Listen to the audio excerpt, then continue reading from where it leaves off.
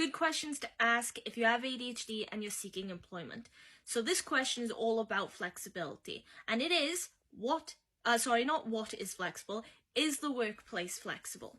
Now, just to clarify, what is meant by a flexible workplace is some businesses allow their employees to choose or have more control over things like their working hours or their location when they're working, whether or not they work in a team, and it can be really helpful for ADHD, and there are certain requirements that you feel like you need to be accommodated to. It's really hard to talk about that because a lot of the time it can come across like saying you're trying to make the workplace work for you, but it's not that. It's essentially, if you want to do your best, if you want to be productive and a valuable member of that business, and a valuable employee and colleague and reliable colleague, then if you have ADHD, it's probably best if you manage to find somewhere where you can fully invest yourself in your role, whatever it is, wherever it is, without any stresses or anxieties, or minimal stresses and anxieties and triggers.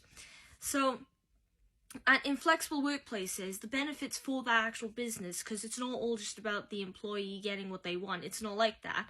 The benefits for the actual business is things like increased productivity, like I said, because people may feel more productive and more motivated and more involved when they're able to just slot themselves in and do their best and their best work at moments that are preferable to them as an individual, basically achieving their best performance or achieving their full potential instead of just knackering themselves out throughout hours of work on particular days that are highly stressful or really don't suit them, and then coming to the end and just having done about as much as they can do, but never really excelling past that. And also, there is the benefit of multiple talents. So a more flexible work environment has a better chance of attracting more employees with wider and broader ranges of talents and interests and skills, which can be great because then it's like you're covering all your bases. Whatever you need done, there'll be someone who's best suited to that. So it's not a case of everyone has to do that. It's a case of the people who are best suited to that, the people who know what they're doing, or the people who love what they're doing, they'll do that and they'll do it to the best of their proficiency. So, and there's even works, actually, just a bit off topic, there's even ancient works that discuss how beneficial that kind of process of employment or role sharing would be, or job sharing would be in a community as a whole. But continuing on, so, yes, if you have ADHD and the thing you're worried about most is hours. Now, people with ADHD, for example, can experience difficulties with not just managing time, but also, not just managing time, but also things like sleep, which can get in the way of their time management in general.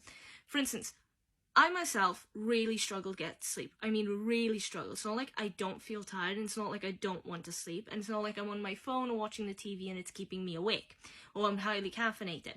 It's just, when you have ADHD, you might have low dopamine levels, and what happens is when you try to sleep, the melatonin that's supposed to be released into your brain isn't there. It's not working. You're not getting the levels that you need to help your brain fall off sleep, to shut off from the day and to drift off. So what happens is people with ADHD might find it very common for them to just not only struggle to sleep, but also stay asleep for long periods of time. So in my case, I will get up several times. I'll go to bed at 4 o'clock in the morning. I'll get up several times while I'm asleep, and then find it really, really difficult to actually get up in the morning. In my case, I have to get up in the morning because there's things I need to do, and I've gotten really used to that routine. But there are times when I'm flooded with overwhelming exhaustion, and I need to nap in the middle of the day.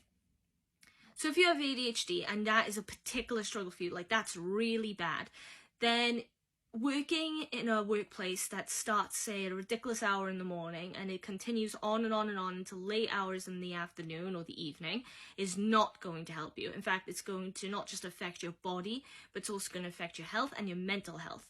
So if you ask, though, at your employment place or your interview, whatever, is the workplace flexible, and you find out that the hours are flexible, then you can talk to your employer about that.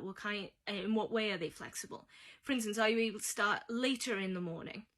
Or are you able to stop earlier than other people because you need to, on the basis of your ability to sleep? For instance, if you can sleep in and not worry about the fact that you will struggle to get up in the morning, because if you get up in the morning, you live on your own, you drive, that alone will be dangerous because you're tired, right? There's all sorts of variables that come into play. But it's not just the hours, it's things like job sharing or teamwork, or even, can you work from home? Your location for your role that you're trying to fulfill.